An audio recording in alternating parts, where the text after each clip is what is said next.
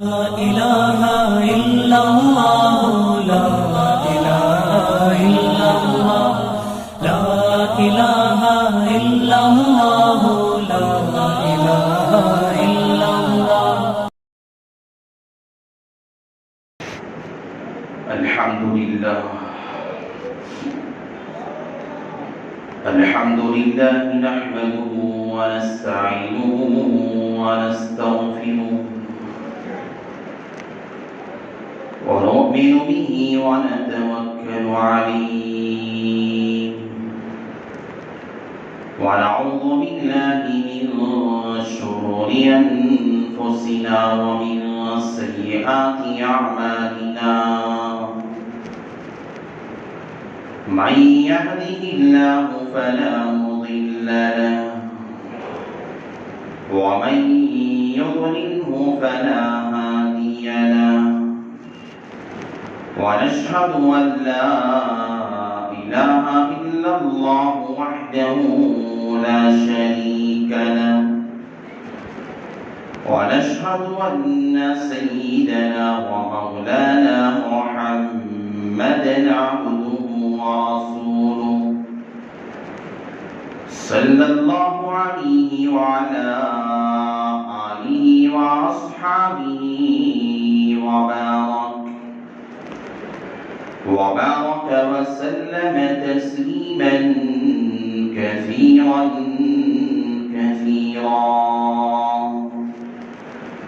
أما بعد فأعوذ بالله من الشيطان الرجيم بسم الله الرحمن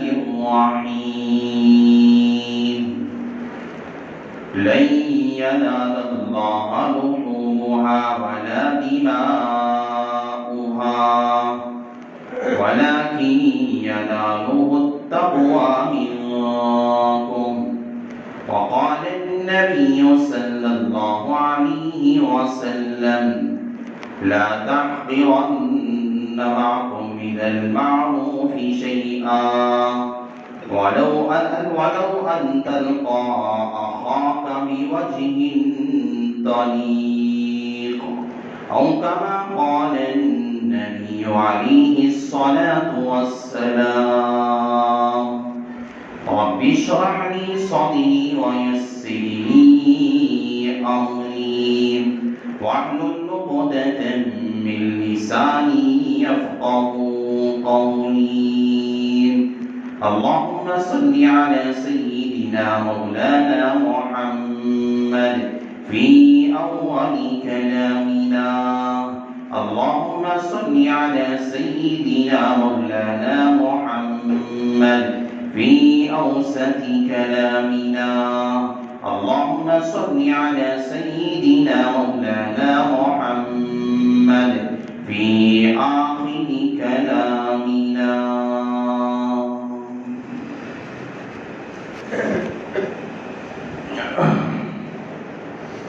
معزز سامعین کرام اور میرے غیور مسلمان بھائی،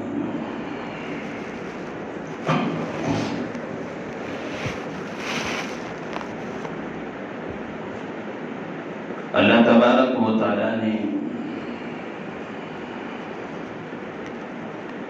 یہ دین محمدیہ علیہ السلام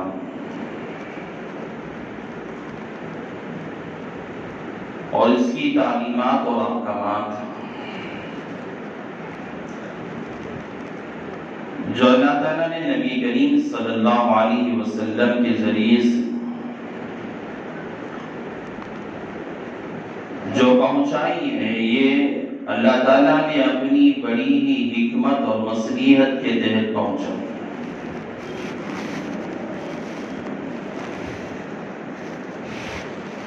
اللہ تعالیٰ نے اللہ کے نبی علیہ السلام کے بعد تعلیمات کا سلسلہ و احکامات کے پہنچانے کا جو سلسلہ ہے، اللہ نے ایسے انسانوں کا انتخاب فرمایا، ایسے لوگوں کا اللہ نے انتخاب کی ایسی شخصیتوں کا اللہ تعالیٰ نے انتخاب کیا جو دین کی تعلیمات کو عام کرنے کے لیے اور دین کے کام کے لیے اپنے آپ کو بھرپور پیش کر سکے۔ اللہ کے نبی علیہ السلام کے بعد اللہ تعالیٰ نے صحابہ کی ایک ایسی جماعت کو اللہ نے انتخاب کیا جو پیغمبر کے ہر طریقے کو، پیغمبر کے ہر چال ڈھال کو اور پیغمبر سے ہر سوال اور جواب کو بڑے ادب کے ساتھ، بڑی حکمت کے ساتھ، بڑی مصلحت کے ساتھ تعلیم حاصل کرتے تھے، اور اللہ تعالیٰ نے انہی صحابہ کے ذریعے سے یہ تعلیمات اسلامیہ، تعلیمات دین، احکامات الہیہ اور احکامات محمدیہ، تعلیمات پیغمبر علیہ السلام اب تک ہماری زندگی اور ہماری نسلوں تک اور تا قیامت تک یہ پہنچتے رہیں گے۔ یہ حضرات صحابہ کا صدقہ ہے۔ ان میں سے ایک صحابی ہیں، انہی صحابہ میں سے حضرت سلیم بن جابر الجوہنی رضی اللہ تعالی۔ حضرت سلیم جابر بن جوہنی رضی اللہ تعالی فرماتے ہیں میں اللہ کے نبی علیہ السلام کی خدمت بابرکات میں حاضر ہوا۔ اللہ کے نبی علیہ السلام اپنے پیر لمبے کر کر بیٹھے ہوئے تھے۔ پیغمبر کے پاؤں مبارک پر ایک چادر اوڑھی ہوئی تھی، اللہ کے نبی نے ایک چادر کو ڈالے ہوئے تھے۔ راوی روایت کرنے والے روایت کرتے ہیں کہ جب چادر اوڑھی گئی تھی تو اس چادر کی جو جھالر ہوتے ہیں وہ جھالر پیغمبر کے قدموں پہ پڑے ہوئے تھے۔ اللہ کے نبی کے بیٹھے کا طریقہ، سلیقہ، ڈھنگ، چادر کا طریقہ اور چادر کو کس طرح سے بچھایا گیا تھا اور کس طرح سے اوڑھا گیا تھا، جھالر اور کس پیر کے کس جگہ پہ تھے، قدم کے کس جگہ پہ تھے، یہ محبت کی اعلیٰ علامت ہوتی ہے جو حضرات صحابہ نے اپنے حبیب پیغمبر علیہ السلام سے کر کے بتایا۔ بیٹھنے کا سلیقہ ہے، اللہ کے نبی کا اپنے کیسا بیٹھا، کس طریقے سے بیٹھا، بیٹھنے کا طریقہ کیسا تھا، بیٹھے تھے، پیغمبر کے آس پاس میں کون تھے، کیا اس وقت میں حال تھا، موسم کیسا تھا اور کیا چل رہا تھا۔ اللہ کے نبی علیہ السلام سے والیانہ محبت رکھنے والے حضرات صحابہ نے بتایا کہ جھالر جو چادر پہ لگے ہوئے ہوتے یہ جھالر پیغمبر کے قدموں میں پڑے ہوئے تھے۔ اللہ کے نبی علیہ السلام پیر کو لمبے کر کے بیٹھے ہوئے تھے۔ حضرت سلیم کہتے ہیں میں نے اپنے حبیب سے پوچھا کہ یا رسول اللہ صلی اللہ علیہ وسلم، میں آپ کی خدمت میں آیا ہوا ہوں اس وجہ سے تاکہ میں آپ کی خدمت میں کچھ نصیحت حاصل کر لوں، میں اپنی زندگی میں آپ سے کچھ لینا چاہتا ہوں، کوئی ایسی بات بتائیے تاکہ میں دنیا کے اندر اپنے گناہوں سے نجات پانے والا بن جاؤں، اللہ کی خوشنودی، اس کی رضا اور اللہ کی معرفت، اللہ کی محبوبیت کو پانے والا بن جاؤں۔ حضرت سلیم نے بہت اچھا سوال کیا تھا۔ اللہ کے نبی علیہ السلام نے فرمایا کہ سلیم آپ کا سوال بہت اچھا ہے، آپ نے اپنی زندگی کے لیے بہترین سوال کیا۔ اللہ کے نبی علیہ السلام نے دو تین باتیں حضرت سلیم سے فرمائی، آج وہ باتیں میں آپ کے سامنے رکھنا چاہتا ہوں۔ اللہ کے نبی علیہ السلام نے حضرت سلیم ابن جابر الجوہنی سے کہا علی بتق اللہ، اے سلیم اپنی زندگی کے ہر موڑ پہ اپنے رب سے ڈرنے والا، چاہے پوشیدہ ہو، چاہے علانیہ ہو، چاہے لوگوں کے سامنے ہو، چاہے اپنے گھر کے اندر بند کمرے کے اندر ہو، چاہے جس جگہ بھی ہو، مجمع میں ہو، مخفی طور پر ہو، جہاں کہیں بھی تو رہے، لیکن اللہ کی ذات سے ڈرنے والا بنا کر علی اتق اللہ، ہمیشہ اپنے رب سے ڈرنے والا، ہر کام میں چاہے تو کام علانیہ طور پہ کر رہا ہو تاکہ لوگ وہاں دیکھ رہے ہیں، وہاں یہ نہ سمجھ کہ لوگ میرے کام کو دیکھ رہے ہیں، ایسا نہ سمجھ، بلکہ یہ میرے اپنے دل میں خیال کر، لوگ مجھے دیکھیں یا نہ دیکھیں لیکن میرا رب مجھے دیکھ رہا ہے۔ آج تو اگر بند کمرے کے اندر ہے، دنیا کی کسی غار میں چھپ جائے جہاں کوئی تجھے نہ دیکھتا، ایسی جگہ چلا جائے، سمندر کی تہ میں چلا جائے، ایسی جگہ کوئی پرندہ جہاں پر نہ مار سکتا، اور ایسی جگہ پہ تو یہ سوچے کہ یہاں پہ کوئی دیکھنے والا تو نہیں ہے، کوئی بولنے والا تو نہیں ہے، کوئی روکنے والا نہیں ہے، لیکن علی کا بتق اللہ، اے جابر اے سلیم بن الجہنی، یہ بات میری یاد رکھا کر، ہر جگہ پہ سمندر کی تہ میں بھی اگر تو چلا جائے گا، یہ مت سوچنا یہاں کوئی نہیں ہے، یہاں کوئی بولنے والا نہیں ہے، یہاں کوئی منع کرنے والا نہیں ہے، اپنے دل میں ہمیشہ یہ بات یاد رکھ، میرا رب، میرا خدا، میرا خالق، میرا پالنے والا، میرا مالک مجھے اس بات کو دیکھ رہا ہے، میرے ہر فعل پہ نظر رکھا ہوا ہے، میرے ہر کام پہ میرے رب کی نگاہیں موجود ہیں، اس بات کو اپنے دل میں بٹھا کے رکھنا۔ اور یہ بات جب تیرے دل میں آئے گی، یہ ہمیشہ تو ہر کام میں نجات پانے والا بنے گا۔ یہ چیز ایسی ہے تیرے لیے، یہ دنیا والوں کی نگاہوں میں بھی تیرے لیے کام آئے گی، اور تو چاہے علانیہ طور پہ کرے گا یا چھپ کر کرے گا، ظاہری طور پہ کرے گا، جو کام بھی کرے گا، یہ ڈر اگر تیرے دل کے اندر آئے گا، یہ خوف اگر تیرے دل کے اندر آئے گا، اگر یہ بات تیرے دل کے اندر آئے گی کہ تو ہمیشہ اپنے رب سے ڈرنے والا بنے گا، تقوی اختیار کرنے والا بنے گا، ہر کام میں اپنے رب کی طرف تیرا دل متوجہ ہوگا، ہر کام کی طرف یہ خیال کرے گا میرا خدا مجھے دیکھ رہا ہے، تو دنیا کی کوئی طاقت تیرا کچھ نہیں بگاڑ سکتی، دنیا والے تیرا کچھ نہیں کر سکتے۔ یہ بات یاد رکھ کہ سب سے پہلی تیرے لیے نصیحت میری یہی ہے کہ علی کا بتق اللہ، اپنے رب کا ڈر ہمیشہ اپنے دل میں بٹھا کے رکھا۔ اللہ کے نبی نے پہلی نصیحت کی ہے۔ دوسری بات اللہ کے نبی نے حضرت سلیم بن الجہنی سے کہا، اے میرے صحابی، دوسری بات یہ ہے وَلَا تَحْقِرَنَّ مِنَ الْمَعْرُوفِ شَيْئًا، کسی نیک کام کو بھی، کسی معمولی عمل کو بھی ہلکا مت سمجھ، حقیر مت سمجھ، یہ کیا تھوڑا معمولی سا کام ہے، معمولی سی نیکی ہے، یہ معمولی سا عمل ہے، معمولی سا ثواب کا کام ہے۔ وَلَا تَحْقِرَنَّ مِنَ الْمَعْرُوفِ شَيْئًا، تھوڑے سے نیک عمل کو بھی معمولی مت سمجھ، کیونکہ آج تجھے معمولی لگ رہا ہے، لیکن جب تیری آنکھیں بند ہو جائے گی، قبر کا وقت ہوگا، محشر کا وقت ہوگا، اور جب عالم برزخ کا وقت ہوگا، وہاں تجھے معلوم ہوگا، وہاں تجھے پتا چلے گا یہ معمولی نیکی دنیا میں تو معمولی سمجھتا تھا، حقیر سمجھتا تھا، ثواب کے اعتبار سے کم سمجھتا تھا، یہ تیری نیکی وہاں تجھے پچھتاوا ہوگا، میں نے کس نیکی کو معمولی سمجھا تھا۔ وَلَا تَحْقِرَنَّ مِنَ الْمَعْرُوفِ شَيْئًا، شیطان ہمیشہ اپنی انسان کے دل میں خیال ڈالتا ہے۔ اللہ کے نبی پہ قربان جائے لاکھوں، قربان جائے پیغمبر نے ہر جگہ پر جہاں جہاں شیطان نے اپنے جو ہے جال بچھائے، انسان کو گمراہ کیا، انسان کے دل میں وساوس ڈالنے کی کوششیں کی، میرے پیغمبر نے وہاں رہنمائی کی کہ میرے امتیوں اس طرح نہ کرو، شیطان کی چالوں سے ہمیشہ بچتے رہا۔ انسان کوئی گنہگار ہوتا ہے، نیک عمل، نیک کوئی خیال دل میں آتا ہے، انسان کے دل میں کوئی نیک عمل کا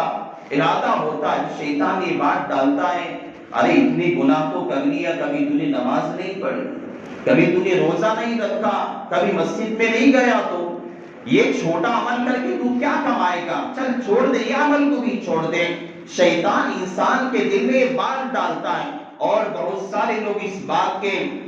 وسوسے میں آ جاتے ہیں، شیطان کی جال میں پھنس جاتے ہیں، اور بہت سارے اعمال کو چھوڑ دیتے ہیں۔ مثال کے طور میں آپ کو سمجھاتا ہوں، جس طرح کے حدیث میں آتا ہے کہ ارادت الطریق، راستے سے کسی تکلیف دینے والی چیز کا کوئی ہٹا دینا، یہ اعمال میں سے بہترین عمل ہے، اور ادنا عمل حدیث میں کہا گیا کہ راستے میں کوئی پتھر پڑا ہوا ہے، کانٹے پڑے ہوئے ہیں،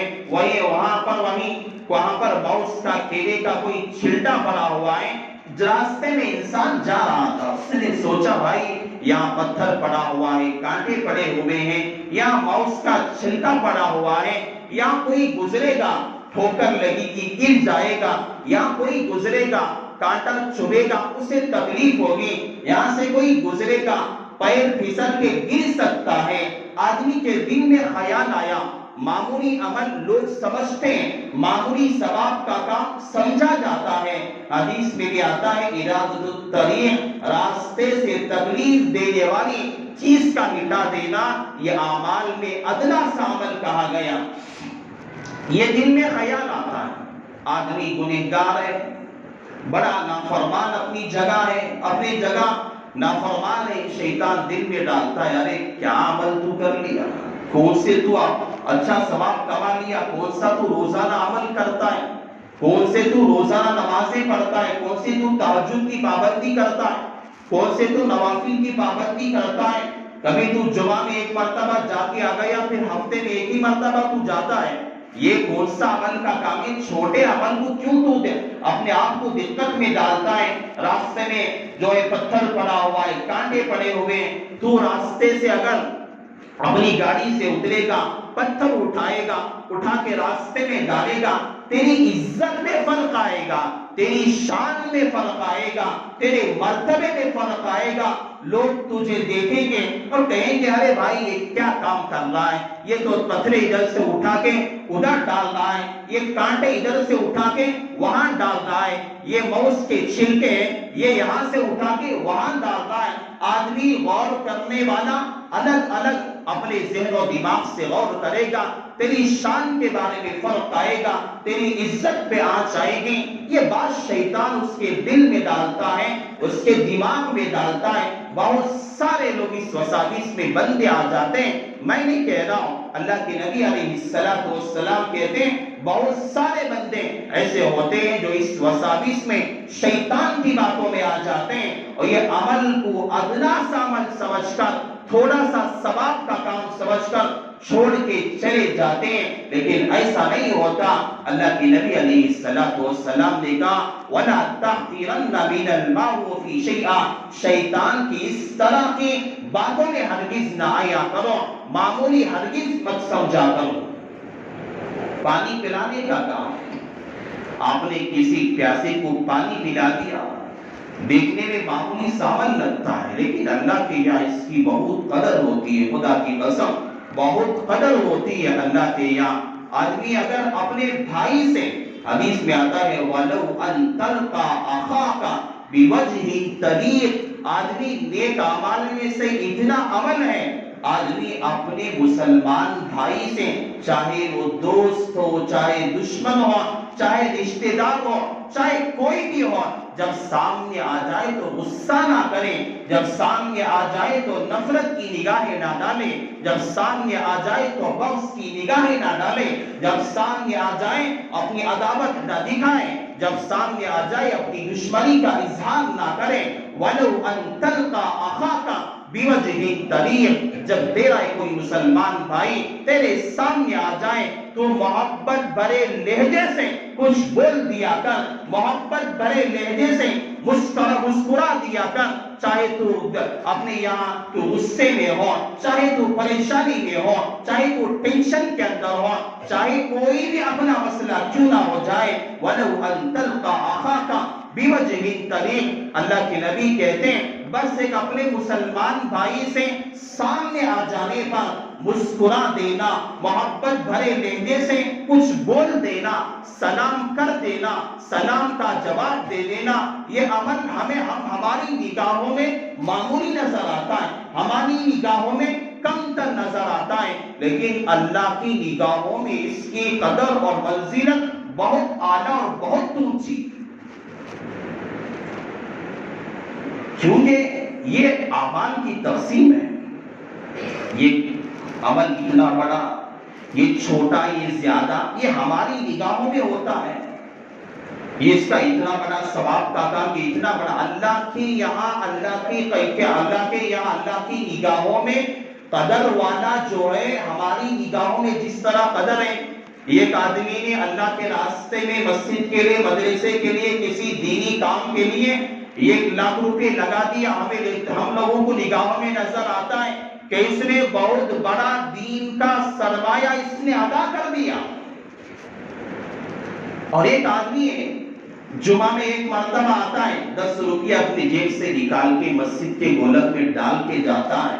یہ معمولی نہ نظر آتا ہے۔ اللہ کے یہاں اعمال کے اندر جس طرح ہم سوچتے ہیں نا، بہت زیادہ اس نے پیسہ خرچ کیا، بہت بڑی عبادت کر لی، اللہ کے یہاں وہ نہیں نظر آتا۔ اللہ کے یہاں انسان کے خلوص کی برکت چلا کرتے، اللہ کے یہاں انسان کے جذبات چلا کرتے ہیں، اللہ کے یہاں انسان کے جذبات کی قدر کی جاتی ہے، نہ کہ روپیے اور پیسوں کی قدر کی جاتی ہے، نہ واہ واہ کی قدر کی جاتی ہے، نہ ریاکاری کی قدر کی جاتی ہے۔ میرے رب کے یہاں اگر قدر کی جاتی ہے بندے کے خلوص کی جاتی ہے۔ بندے نے اخلاص کے ساتھ 10 روپے جمعہ میں آ کر اپنے جیب سے نکال کے اللہ کے گھر کے لیے ڈال کے چلا گیا، خدا کی قسم جس نے 1,00,000 روپیہ ریاکاری کے طور پہ خرچ کیا تھا، وہ اس 10 روپیوں کا مقابلہ نہیں کر سکتا۔ 10 روپیوں کا مقابلہ ہرگز نہیں کر سکتا۔ اللہ تعالیٰ نے اسی لیے قربانی کا جب سلسلہ ہوتا ہے، اللہ تعالیٰ نے اپنے کلام پاک میں اللہ نے کہا لَن يَنَالَ اللَّهَ لُومُهَا وَلَا دِمَاؤُهَا، اللہ کے یہاں جو تم قربانی کرتے ہو، بڑے بڑے دمبے، بڑے بڑے جانور لا کے، لاکھوں روپیوں کے، ہزاروں روپیوں کے خرید کے لا کے جو ذبح کیا کرتے ہو، اللہ کے یہاں تم ذبح کرنے کے بعد تمہارا ذبح کیا ہوا خون اللہ کے یہاں نہیں پہنچتا، نہ تمہارا گوشت جو تم تقسیم کرتے ہو اللہ کے یہاں پہنچتا ہے، نہ خون پہنچتا ہے، نہ تمہارا گوشت پہنچتا ہے، اللہ کے یہاں پہنچتا ہے وَلَٰكِن يَنَالُهُ التَّقْوَىٰ مِنكُمْ، تمہارا اگر پہنچتا ہے تمہارا تقوی پہنچتا ہے، تمہارا خلوص پہنچتا ہے، تمہارے جذبات پہنچتے ہیں۔ تم نے اگر قربانی کی، مقصد کیا تھا؟ تم نے قربانی کی، اللہ کے راستے میں لاکھوں روپیوں کو خرچ کر دیا، وجہ کیا تھی؟ تمہارے دل کے اندر کیا باتیں چل رہی تھی؟ تمہارے دل کے اندر کیا اللہ کی رضا مقصود تھی؟ کیا تمہارے دلوں کے اندر اللہ کے علاوہ لوگوں کو دکھانا، دکھلاوا، ریاکاری اور شہرت کا حاصل کرنا تھا؟ اللہ وہ دیکھا کرتا ہے۔ اسی لیے اللہ تعالیٰ فرماتے ہیں لاکھ انسان کر لے دنیا میں اس عمل کو اگر کم سمجھا جائے یا زیادہ سمجھا جائے، لیکن اللہ کی نگاہوں میں اللہ کے یہاں جو قدر ہوتی ہے وَلَٰكِن يَنَالُهُ التَّقْوَىٰ مِنكُمْ، جو بندہ خلوص والا ہوتا ہے اور خلوص کے جذبات رکھا کرتا ہے اور ہر جگہ اس خلوص کو باقی رکھتا ہے، اللہ کے نبی علیہ السلام کہتے ہیں بندہ چھوٹا عمل بھی کرے گا، راستے سے تکلیف دینے والی چیز کو بھی ہٹا کے پھینک دے گا، اللہ کے یہاں یہ عمل بھی اس کی نجات کا ذریعہ بن سکتا ہے۔ علماء نے لکھا ہے، حضرت شیخ الاسلام تقی عثمانی صاحب دامت برکاتہ العالیہ نے لکھا ہے،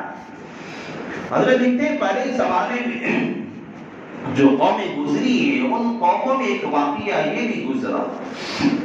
ایک آدمی تھا، فاجر تھا، فاسق تھا، گنہگار تھا، راستے سے گزر رہا تھا، اسے پیاس لگی، پانی کی سوس لگی، راستے میں کنواں تھا، بوڑی تھی، اترا، اپنی پیاس بجھا لیا، پانی پی کے اوپر چڑھا،